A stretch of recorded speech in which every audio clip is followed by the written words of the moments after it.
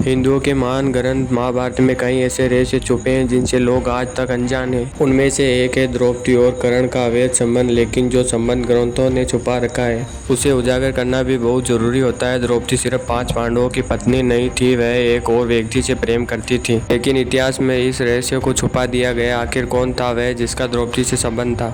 इसका सच जानने के लिए वीडियो को पूरा देखें। यह घटना उस समय की है जब द्रौपदी और पांचों पांडव वनवास के 12वें वर्ष में थे। एक दिन जब द्रौपदी अपने पतियों के साथ जंगल में थी तब उन्होंने एक वृक्ष पर लगे जामुन के गुच्छे को देखा। द्रौपदी ने पके हुए जामुन के गुच्छे को तोड़ लिया। जैसे ही द्रौपदी ने जामुन का गुच्छा तोड़ा, अचानक वहां श्री कृष्ण प्रकट हुए। उन्होंने द्रौपदी को रोकते हुए कहा, देवी, यह कोई साधारण जामुन नहीं है, यह एक साधु की 12 वर्ष की तपस्या का फल है।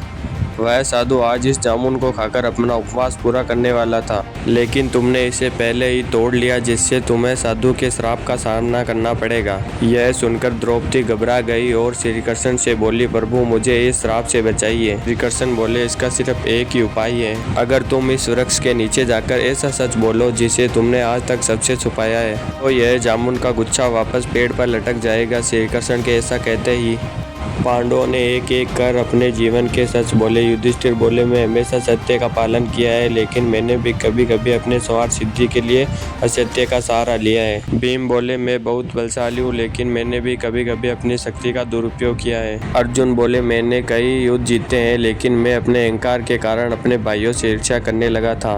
नकुल और सहदेव ने कहा, हमने हमेशा अपने बड़े भाइयों की सेवा की है, लेकिन कभी कभी हमने भी अपने मन में अहंकार पाला है। लेकिन जब द्रौपदी की बारी आई तो उसने सर झुका लिया। उसने धीरे धीरे कृष्ण से कहा, हे प्रभु, मेरे 5 पति मेरे 5 ज्ञानेंद्रियों के समान है, लेकिन इतना शिक्षित व समझदार होने के बावजूद मेरे मन में एक ऐसा प्रेम था जिसे मैंने हमेशा अपने पतियों से छुपाया। जब यह कहकर भी जामुन का गुच्छा वृक्ष पर वापस नहीं लगा तो श्री कृष्ण ने कहा, द्रौपदी, तुम अभी भी कुछ छुपा रही हो, सच को पूरी तरह उजागर करो। तो द्रौपदी ने हिम्मत जताकर कहा, जब मेरा विवाह नहीं हुआ था तो 5 पांडवों से भी ज्यादा प्रेम किसी और के लिए था। वह पुरुष कोई और नहीं, कर्ण था।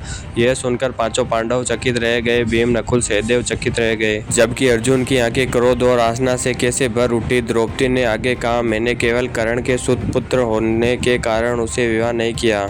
मैंने समाज के डर से यह सच्चाई छुपाई, लेकिन मेरे मन में कर्ण के प्रति एक विशेष स्थान है। यह सुनते ही श्री कृष्ण मुस्कुराए और जामुन के वृक्ष की ओर इशारा किया और आश्चर्यजनक रूप से जामुन का गुच्छा वृक्ष से जा लगा।